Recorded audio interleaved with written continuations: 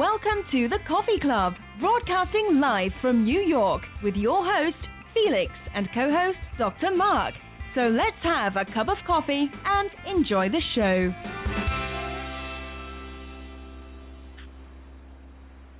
There is no heaven. There is no hell. There is only this world and its dark reflection. And we do not know in which of the two worlds we are. Live from New York, it is the Rebellious Rev in the Doc. I'm the Rev, and the Doc will be with us in a minute. Thank you for listening to us tonight. Tonight is a very special show. It has a lot of personal meaning to me. And I just want to welcome everybody and thank you. Mark. Okay, hi everybody. It's a Doc. And we're starting a little late. And first thing is I want to say, we're having trouble simulcasting, which we normally do with Spreaker. So at present we're only passing on the blogs after it's recorded. For anybody that listens to the pod on Spreaker and would like to listen to us live, then I ask them to log into www.blogtalkradio /CC Radio Network. That's www.blogtalkradio.com /CC Radio Network.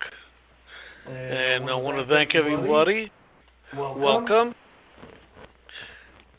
Mark. What? Hello. Mark what? Mark who? Mark. Wait a second. Mark. What? Oh, I don't know, but you seem to be having a little difficulty, and I'm trying to help you out a little bit there. Do me a favor. Don't help you? Don't help me. Okay. Ladies and gentlemen, as you could tell from the blurb, if you read what the show's about, this is a very somber show, or about as somber as the Rev and I can ever be. It's about the 70th anniversary of the liberation of the Auschwitz concentration camp back in January of 1945. If it seems like the Rev was there, it's because he was.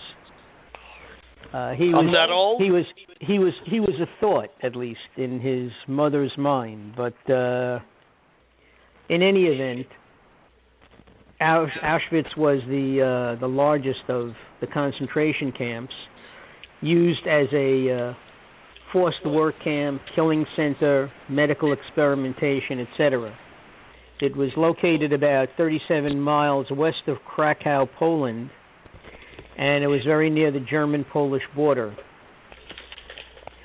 In mid to late January, or actually January 29th to be more exact, Soviet, British, and American forces, Allied forces, entered the camp and liberated it. And General Eisenhower was appalled by what he saw. This is one of the first times that the Allies were using photographers to video to document exactly what they saw. And if you are old enough to remember double features in the movies, you know that they used to run movie tones, where they would fill you in on basically what's going on in the world. And some of these pictures were archived and shown in movie theaters. People didn't know, or They said they didn't know what was going on. I remember asking my dad, okay, who was a soldier in World War II, and he said, they had heard rumors, but nobody knew that it was true, and there was no proof. But just walking through the grounds of Auschwitz, and the first thing you see are the emaciated-looking survivors. That's not to mention the tens of thousands of bodies that were strewn on the floor that never made it to the crematoriums on time. So they just died and were left where they were. In fact, I watched a special this week on PBS about the liberation of Auschwitz, and what the Allied forces made the German soldiers do was collect the bodies, throw them into a ditch, at which point there was a mass grave. Okay? Then they marched the people from the town through the concentration camp to show them exactly what was going on under their noses, and they professed not to know. Everybody smelled the stench in the air, but nobody knew enough to question. I don't. And this is truly the first time that I am speechless. Okay, I don't know how people could not know that something was amiss and something was going on. Okay. One of the things that the Rev printed up, we have some voices from Auschwitz, it's called. 3 people recalling what they remember. This is from Bart Stern. He says, "So I was hiding out in a heap of dead bodies because in the last week when the crematoria didn't function at all, the bodies were just building up higher and higher. So there I was at nighttime. But in daytime, I was roaming around the campgrounds, and when I noticed the arrival of the Soviet and Allied troops, it was he was one of the first to be liberated, he said, and he didn't think that he would survive. Another woman, Fritzi Weiss Fritzschall, says the trains arrived in the middle of the night, so we were greeted by very bright light shining down on us. We were greeted by soldiers, SS men, as well as women. We were greeted by dogs and whips, shouting and screaming, orders to try and empty the trains without confusion. There's no way to describe your first coming to Auschwitz." Now, one of the things that they said on this special that I watched was that in many cases the women were far more harsh than the SS men, and they actually took pleasure in inflicting pain in the women and having the men become subservient to them and their wishes.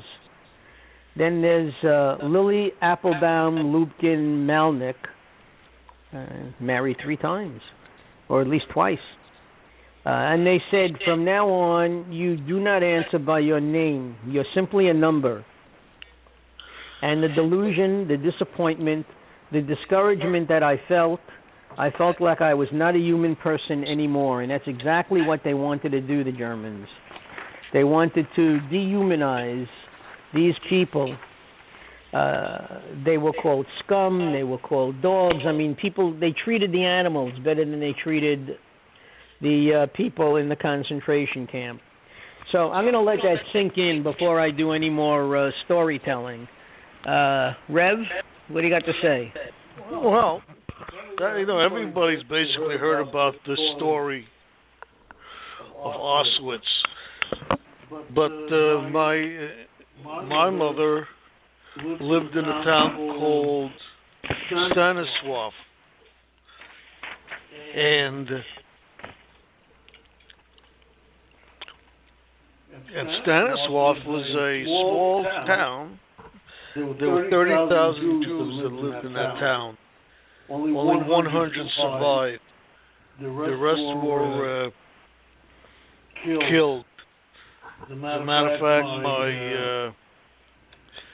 my mother's parents, my grandparents, both died when the SS troopers were leading them into wherever they were taking him to shoot him or kill him.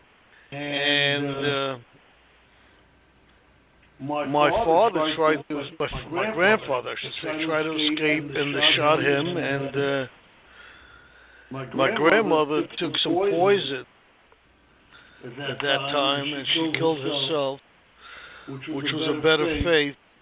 Not better fate, but a better thing than just going in and getting gassed or become an experiment, human sacrifice, whatever you want to call them. So I really never had grandparents. The only one I actually had was my grandmother. There's one grandmother's on my father's side. And the only reason my mother did survive was because of my father, who was Christian, and he hid her for a year and a half in a closet while almost every day, the SS troopers and the Ukrainians who lived there also would come in and try to find more Jews, always looking, and summer or winter she always had to be in cold or hot box, only coming out during the day, but she could never make any noise, never eat anything hot, because if she hates something, people can smell the food and they'll report that something's going on. So it was quite a ordeal. As I said, this town, only 100 of 30,000 survived. What percentage is that? That's less than 1% mark? I don't even know when you think about it. 130,000 survived. One out of 30,000? No, one out of 30,000? 100 out of 30,000. 100. 1 out of 3,000.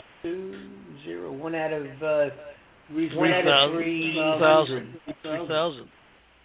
Right? 30,000, you said. Yeah. 1 out of 300. Still, that's so that's what? That's not even 1%. Not even close. Yeah, not even close to 1% of people survive. I've got a caller. I'm gonna bring her in or him in, but I have a feeling it is a her. Can you hear us? Okay. Now I can hear you. Okay. Can you hear me? Yeah, I can hear you fine. We just have lots of luck with this show. But now you hear us fine, no problem?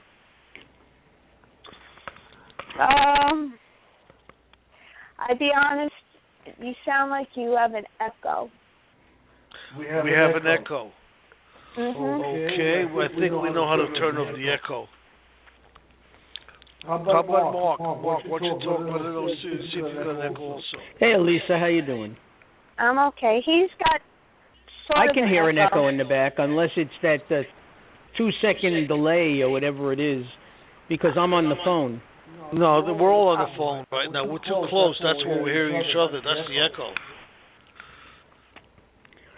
That's what I think it is, Mark. I can't walk away. Am I drawing an echo as well? Not as much as Felix's. Okay. That's because we're too close, because I can hear you. Well, I'll go over there. You have